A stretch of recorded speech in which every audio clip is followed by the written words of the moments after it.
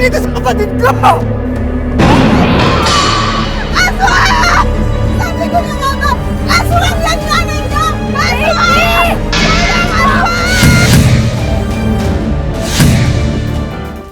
Mga kapuso, dahil po sa inyo, top rating at trending sa social media ang bagong Wish Ko Lang. Kaya naman bilang pa-thank you, babalikan po natin ang talaga namang pinag-usapang kwento ng babaeng pinagkamalang aswang. Aalamin din natin kung kamusta na ang kanyang pamilya pagkatapos nating tuparin ang kanyang wish.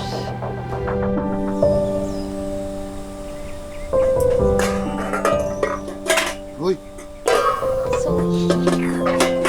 Ano ba? Pia, ingatan mo yung mga gamit. Pag nasira yan, wala tayong pampalit. Kasi naman kuya, yung dami mong dinalang gamit dito sa bagong bahay. Sinabi ko na sa'yo, tapo na yung iba. Kagaya nitong sirang sandok na to.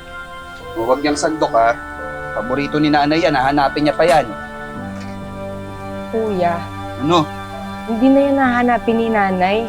Eh kung tayo nga hindi niya na hinahanap, etong sirang sandok pa kaya? Magandang araw! Magandang araw. Pasok. Ay, totoo pala ang chismis. Sige po, pasok po. May bago pala kaming kapitbahay. Sino po kayo? Ako si Mayet. Kapitbahay niyo din. Diyan lang ako nakatira, oh. Ako po si Lester. Kapatid ko po si Pia. Welcome po sa bahay namin. Ay, napakadami yung kaldero, no? Magtatayo kayo dito ng karinderya? Ay, hindi ho sa amin, kuya. Kayo lang bang dalawa? Nasaan yung mga magulang niyo? Wala ba kayong nanay? Diyos ko! Aswang! Aswang! Aswang! Sandali! Ay, sorry po. Aling Mayet, hindi po aswang yan. Nanay po namin yan. Nanay niya? Opo. Diyos ko, ba't ganyan yung itsura ng nanay niyo? Ba't ang haba ng buhok? Pati yung kuko ang haba! Diyos ko na... May sakit po siya sa pag-iisip. Kaya po siya ganun. Diyos ko, nakakatakot. Ano ba nangyari? Mawalang galang lang mo ah. Pero kung wala na po kayong ibang sasabihin, makakaalis na po kayo. Marami pa kaming gagawin eh.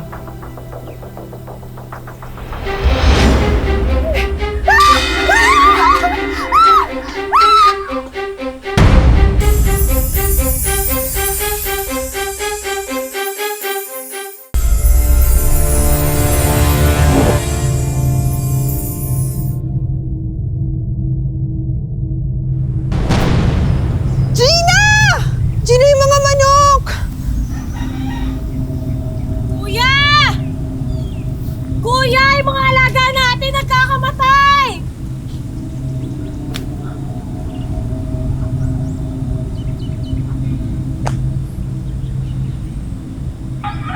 Nakang... Sinong lintik ang gumawa nito? Ha? Kuya! Naabutan na lang din namin na patay na yung mga manok mo. Mukhang hindi naman tao gumawa niyan. Baka aswang. Aswang? Bakit naman magkakaswang dito sa atin? Atin naman? Isa lang naman ang bagong lipat dito sa atin, di ba? Anong ibig mo sabihin? Yung magkapatid si Pia at si Lester. Napansin niyo ba yung nanay nila hindi lumalabas ng kubo? Eto pa, nung isang araw, nakita ko yung pamilyang yan. Yung nanay niya, nanlilisik yung mga mata. Masama ang kutob ko sa mga yan. Tingin ko, yung nanay nila, yun ang aswang. Mawalang galang na ho. Hindi po aswang ang nanay namin. May sakit po siya sa pag-iisip. Hindi po talaga kayo titigil, no, Aling Mayet? Eh kung alam lang namin na ganitong klaseng tao yung mga nakatira sa lugar na to, di, sana hindi na kami lumipat dito, di ba? Tara na nga, kuya.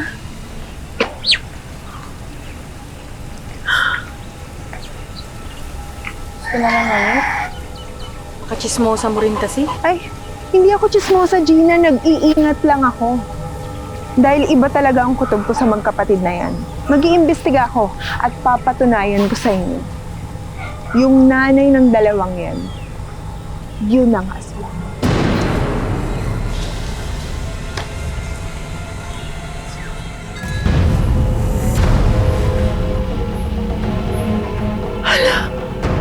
Diyos ko.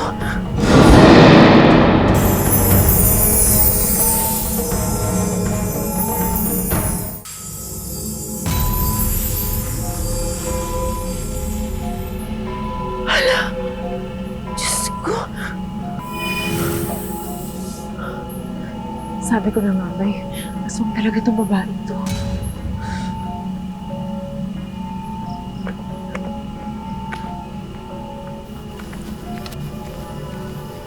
Nay! Nay, anong ginagawa niyo dyan? Bumaba na po kayo dyan. Baka madisgrasya. Kuya, pababain mo si nanay. Nay! Nay! Nay!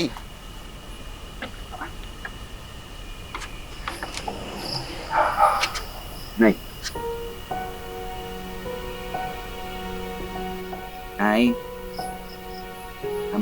Tama na yan. Kuya, baba na po kayo! Nay! Baka mapano mo kayo, baba na ho tayo.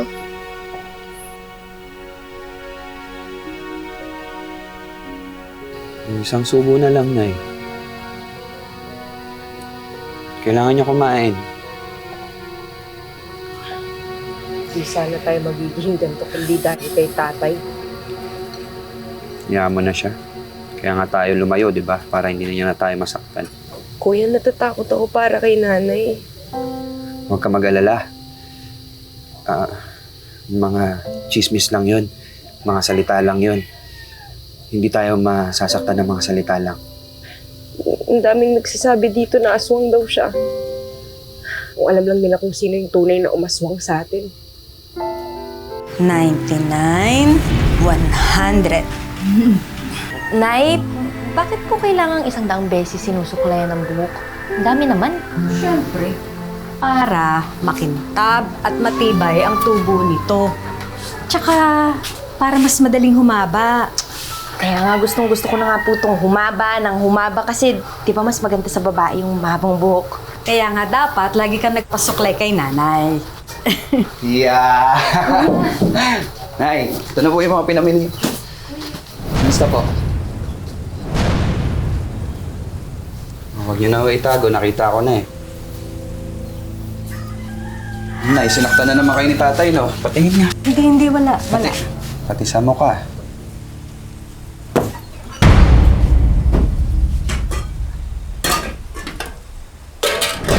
Ano ba itong mga kaldero dito sa bahay? Display? Eh bakit walang laman? Danilo, kasi sabi mo gagabihin ka, di ba? Kaya sapat lang yung niluto ko para sa amin. Naubos na ng mga bata. Ipagluluto na lang kita. Asisiba niyo talaga. Ako na nga nagpapalamo sa inyo. Tapos di mo pa ako titiran? Huwag ang anak natin! Huwag na natin! Mga bata! O di ikaw na lang! Halika rito! Halika rito! Halika rito! Tama na! Huwag! Kayanin na siya! Huwag! Anak! Huwag! Labas kayo! Doon kayo sa laban! Huwag kayong makikialam ha! Tay! Halika rito! Tama na! Ito naman mga anak mo, didisiplinahin ko! Tawag mo ba? Huwag ka mga bata! Tawag mo ako! Tama na ako nasaktan! Ang kamay mo sa kanila! Magpapalayin kita!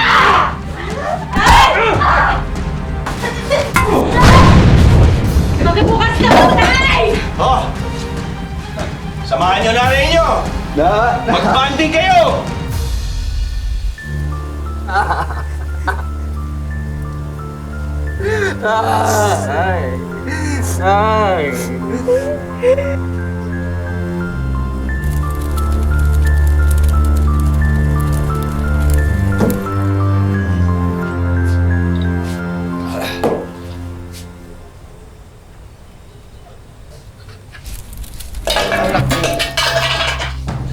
Ano klaseng ulam to?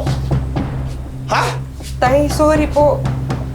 Tulala po kasi si nanay mula kagabi kaya kami na lang po nagluto ni Kuya. Ako nang bahala dyan. Tama na! Tama na tayo, tama na. Mali na ho yung ginagawa niyo eh. Tatay ka. Dapat inaalagaan mo kami. Pero imbis na magpakatatay ka, pinapatay mo kami.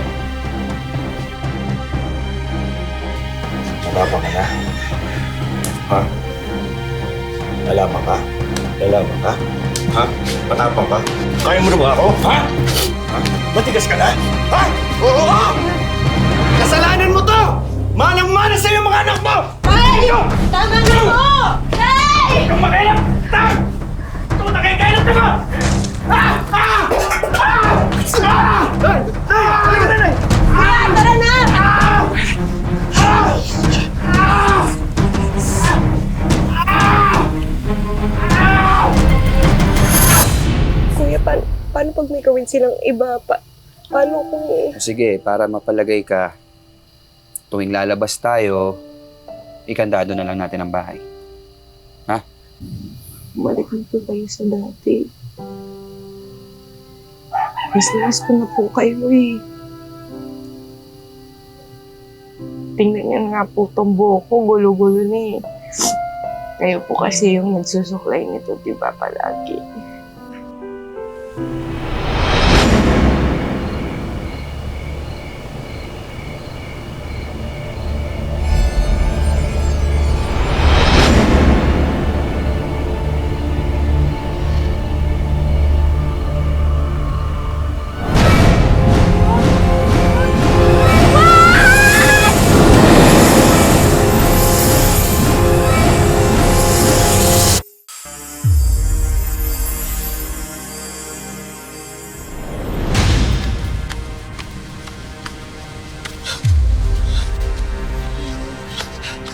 Gina? Gina? Gina! Gina! Ano nangyari? Sino gumawa nito? Sino gumawa nito sa kapatid ko? Sino pumatay sa'yo, Gina? Mayet, Patayin ko pumatay sa'yo! mukhang tama yung sinabi mong aswang nga ah. Parang may aswang nga dito sa atin.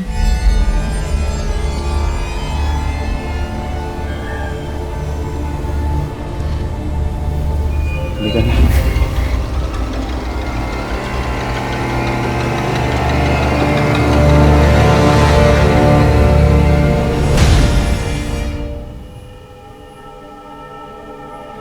May tao ba dyan? Hindi ako natatakot sa'yo. Subukan mo lumapit, kundi papatayin kita!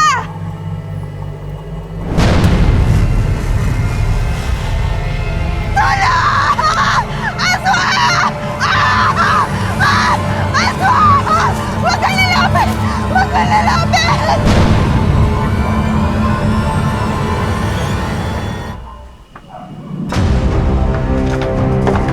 Nay! Kuya! Kuya, wala si nanay! Tira ang kandado. Nakatakas ang nanay na.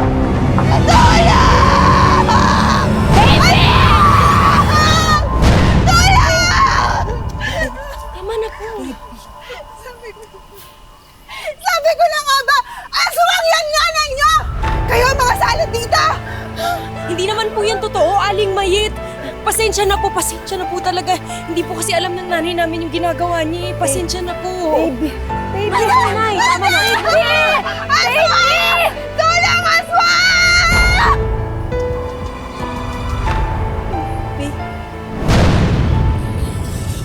Papatayin ko ang pumatay sa'yo, Gina. Paghihiganti kita.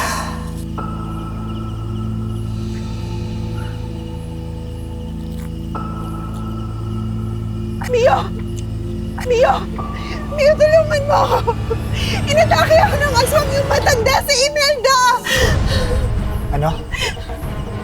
Sinasabi ko na nga ba eh, aswang yung nanay ng mga batang yon!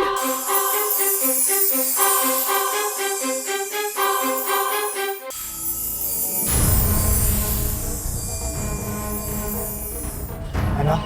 Aswang yung nanay ng mga batang yon! Kung di ako nakatakas ngayon, pinatayin na rin ako katulad ng ginawa niya kay Gina. Saan ang aswang na yan? Nasaan ang aswang na yan?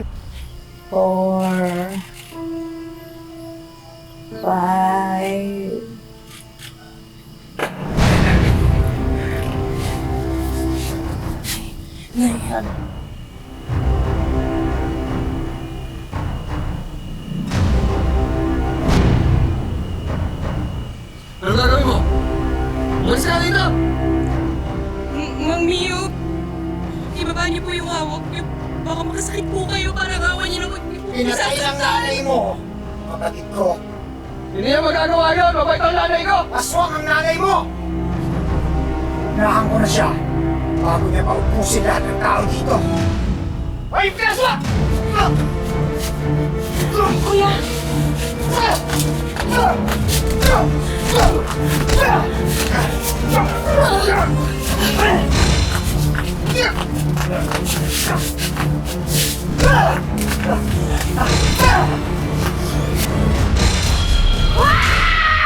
Hindi mo na masasaktan ang anak ko! Tama na, Danilo! Danilo, tama na! Swang!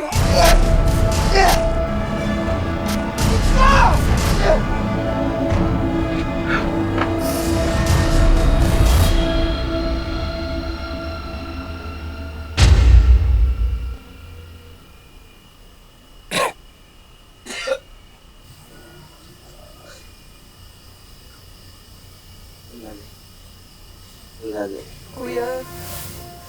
Kuya, wala na si nanay. Day. Nanay? Day. Day.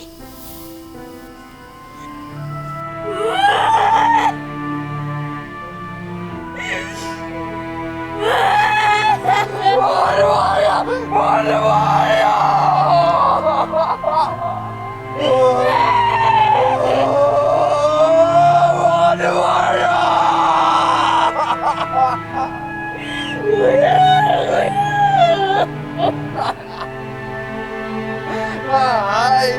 Ay!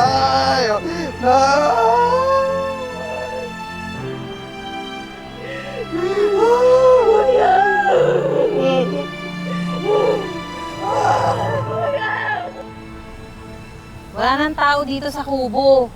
Wala na rin yung dalawang magkapatid. Si Mio naman daw nagtatago na rin. Diyos ko, ano ba nangyayari dito sa bayan natin? Ay, hayaan nyo na. Mabuti nga yun. Dahil napatay na ni Mio yung aswang na pumatay sa kapatid. Ngayon, wala nang salot. Hoy Mayet, ano pinagsasabi mo? Nahuli na ng mga pulis ang pumatay kay Gina.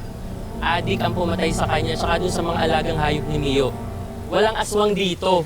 Kung may totoong salot dito, yun ang bibig mo.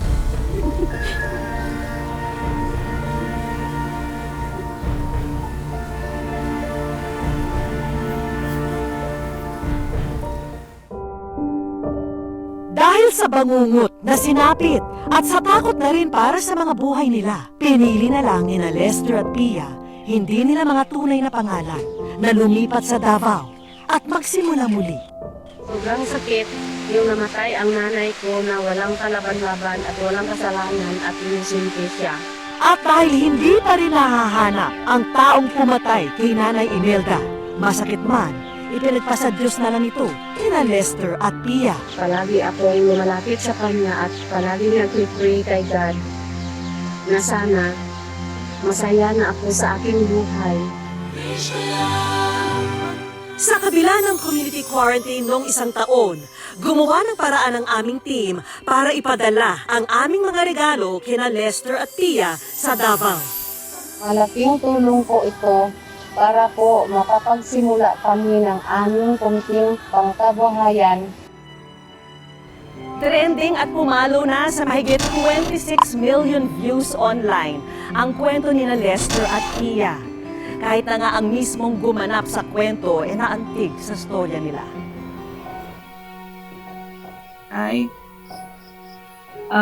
This is really a sad story.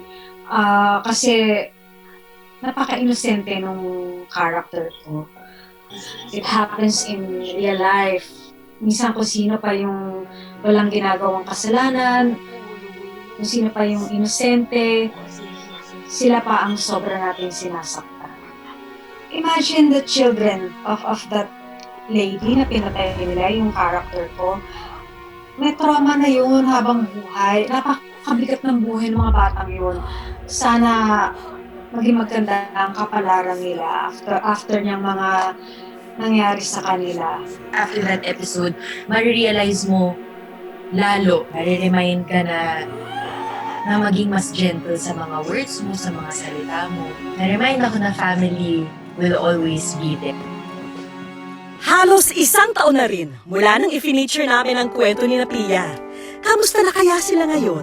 Good afternoon sa'yo, Pia! Dahil sa inyo, bagong buhay na po kami, nakapag-negosyo ng kunti. Nagkakumupikyo ako sa 3 sako yung nabili ko na nakamuti. Tinulungan ako ng anak ko sa pagluto, tapos ako ang nagpag-alis ako, tapos ko sa mga bahay, naglalakad lang ako, pinuntahan ko ang mga kapitbahay namin, at saka pag-deliver rin sila. Talagang napahanga mo kami sa dedikasyon mo, Pia. Kaya naman nag-join forces ang aming team at ang mga artistang gumanap sa inyong storya para maipadala ang laman ng mga mystery box na ito. Yun, nangako ako sa wish ko lang na pauswago na ko sa pera na binigay niyo sa akin para hindi kami mahirapan sa aming hanap buhay. Yung nangyari sa buhay namin, hindi basta-basta, kagaya yung nangyari sa amin, huwag kayong wala ng pag-asa kasi nandyan si God sa inyo. Hanggat may buhay, may pag-asa.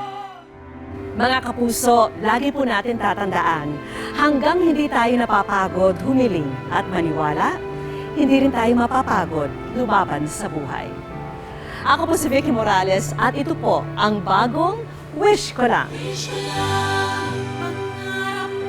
Mga kapuso, thank you po sa pagtutok sa special episode ng bagong Wish Ko Lang. Lahat po tayo may kwento ng pag-asa at pagbangon, di ba? Ikaw, ano ang kwento wish mo? I-comment mo na yan sa aming official Facebook page at malay mo, wish mo na ang susunod naming tutuparin.